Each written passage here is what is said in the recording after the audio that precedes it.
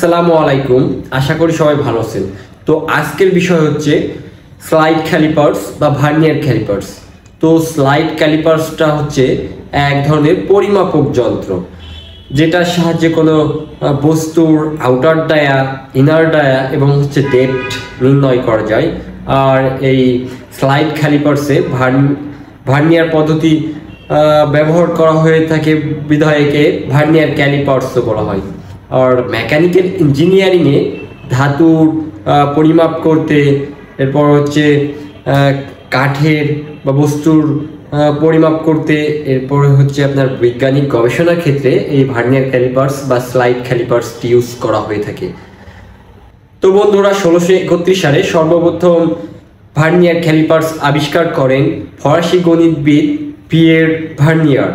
আমেরিকার বিজ্ঞানী জোসেফ আর ব্রাউন 1891 সালে সর্বপ্রথম যে আধুনিক ভার্নিয়ার সেটা আবিষ্কার করেন। তো বন্ধুরা, ভার্নিয়ার ক্যালিপার্সটি খুবই গুরুত্বপূর্ণ একটি মেজারমেন্ট ইনস্ট্রুমেন্ট। যারা হচ্ছে সায়েন্সের স্টুডেন্ট, তারা ক্লাস 9-10 থেকে ভার্নিয়ার ক্যালিপার্সের উপরে এক্সপেরিমেন্ট করে থাকে।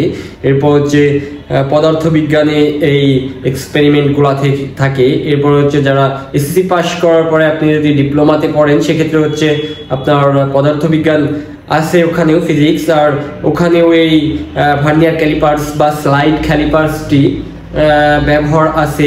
তাছাড়া হচ্ছে মেকানিক্যাল ইঞ্জিনিয়ারিং এই ভার্নিয়ার ক্যালিপার্স প্রচুর ব্যবহার হয়ে থাকে, কারণ এটা হচ্ছে, আমি আগেই বলেছি, একটা পরিমাপক যন্ত্র। সো তাছাড়া হচ্ছে আবার বিএসসি ইঞ্জিনিয়ারিং এর যখন পড়বে তখনও পদার্থবিজ্ঞান আছে, ফিজিক্স, যেখানে ওই ভার্নিয়ার ক্যালিপার্সের ব্যবহার আছে, এবং হচ্ছে ডিপার্টমেন্টাল সাবজেক্টগুলোতে ওই ভার্নিয়ার ক্যালিপার্সের ব্যবহার আছে। সো এই ভার্নিয়ার ক্যালিপার্সটি খুবই গুরুত্বপূর্ণ একটি টপিকস। আর এই ভার্নিয়ার ক্যালিপার্সের সাহায্যে হচ্ছে 3 ধরনের পরিমাপ করা যায়। তো বন্ধুরা, আমার হাতে যে একটি গ্লাস দেখতে পাচ্ছেন, আর এই গ্লাসের হচ্ছে যে আউটার ডায়া, বাইরের পাশ আউটার ডায়া, এটা পরিমাপ করা যায় ভার্নিয়ার ক্যালিপার্সের সাহায্যে। এছাড়া হচ্ছে যে ভিতরের অংশের যে ইনার ডায়া, এটাও পরিমাপ করা যায়, এবং হচ্ছে ডেপথটা এটাও নির্ণয় করা যায় এই ভার্নিয়ার ক্যালিপার্সের সাহায্যে। তো ভার্নিয়ার ক্যালিপার্সের যে এই যে দুইটি চোয়াল দেখতে পাচ্ছেন, এই দু চোয়ালের এই মাঝের অংশটাকে ব্যবহার করা হচ্ছে আউটার ডায়া মাপার জন্য। অর্থাৎ হচ্ছে এই একটা গ্লাসের বাইরের যে ডায়া, এটা পরিমাপ করার জন্য হচ্ছে এই দুই চোয়াল ইউজ করা হয়। আর উপরের সাইডে দেখতে পাচ্ছেন আর দুটি জ, আর এটা হচ্ছে ইনার ডায়া, অর্থাৎ হচ্ছে আপনার এই ভিতরে যে ব্যাস, এটা নির্ণয় করার জন্য হচ্ছে এই ইনার ডায়াটা ইউজ করা হয়। আর বন্ধুরা দেখতে পাচ্ছেন, এছাড়া হচ্ছে যে আপনার চোয়ালের সাথে মিশানো যে স্কেলটি দেখতে পাচ্ছেন, এই স্কেলটাকে হচ্ছে ভার্নিয়ার স্কেল বলা হয়ে থাকে। আর ভার্নিয়ারের স্কেলের পাশে হচ্ছে এই যে স্ক্রু, ওটা হচ্ছে লক স্ক্রু বলা হয়ে থাকে। আপনি যখন পরিমাপ করবেন তখন হচ্ছে লক করে দিলে আপনি পরিমাপের যে সূক্ষ্মতা ওটা বুঝতে পারবেন। তাছাড়া হচ্ছে আদারওয়াইজ যদি লক না করেন, সেক্ষেত্রে শরীর গিয়ে আপনার পরিমাপটা কিছুটা হেরফের হতে পারে। অনেক ভার্নিয়ার স্কেলগুলোতে হচ্ছে এই যে লকিং স্ক্রু, এটা উপরের দিকে থাকে। আর এই যে আপনার দাগ কাটা দেখতে পাচ্ছেন ঘরগুলো হচ্ছে, এগুলো হচ্ছে মেইন স্কেল বলা হয়ে থাকে।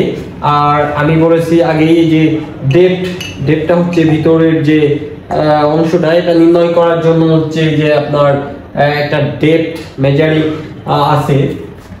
তো বন্ধুরা, আমি যেটা বললাম যে এই ভার্নিয়ার ক্যালিপার্সের সাহায্যে হচ্ছে আপনি 3 ধরনের